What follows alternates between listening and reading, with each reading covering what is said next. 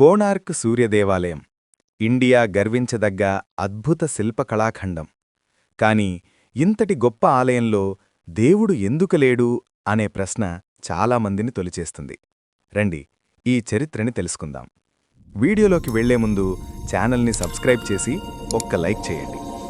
ఒడిస్సా రాష్ట్రంలోని పూరీ తీరానికి సమీపంలో సముద్రపు అలల సవ్వడి మధ్య వెలిసిన ఒక అద్భుతం కోణార్క్ సూర్యదేవాలయం. 13వ శతాబ్దంలో నిర్మించిన ఈ ఆలయం ఒక రథం ఆకారంలో ఉంటుంది. 24 చక్రాలు, 7 గుర్రాలు. చూస్తుంటే సాక్షాత్తు సూర్యభగవానుడే ఆకాశం నుండి కిందకు దిగివచ్చాడా అన్నట్లు ఉంటుంది.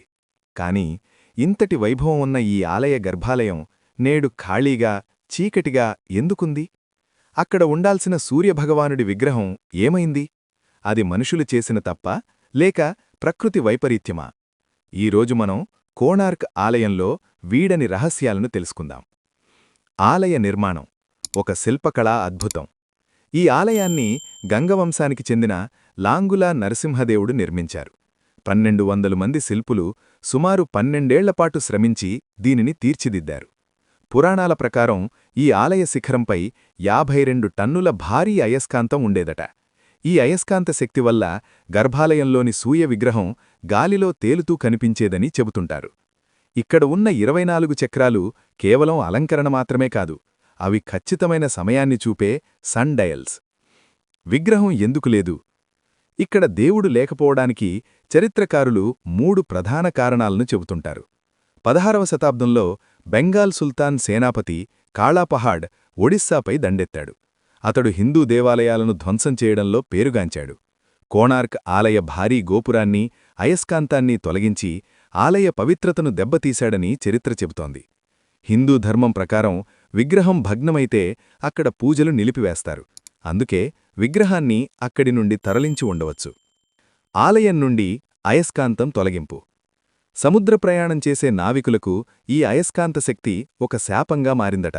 నౌకల్లోని దిక్సూచీలు పనిచేయకుండా పోవడంతో ఓడలు దారి తప్పి ప్రమాదాలకు గురయ్యేవట. అందుకే పోర్చుగీసు నావికులు ఆ అయస్కాంతాన్ని తొలగించారని ఒక వాదన ఉంది. ఆ అయస్కాంతం తొలగించగానే ఆలయ నిర్మాణంలోని సమతుల్యత దెబ్బతిని గోడలు కూలిపోయాయని చెబుతూ ఉంటారు. విగ్రహం భద్రత కోసం తరలింపు. ముస్లిం దాడుల నుండి కాపాడుకోవడానికి పూరీ జగన్నాథాలయ పూజారులు కోణార్క్లోని మూలవిరాటును రహస్యంగా తరలించి జగన్నాథ ఆలయ ప్రాంగణంలోని ఇంద్రుడి ఆలయంలో ఉంచారని చాలామంది నమ్ముతారు.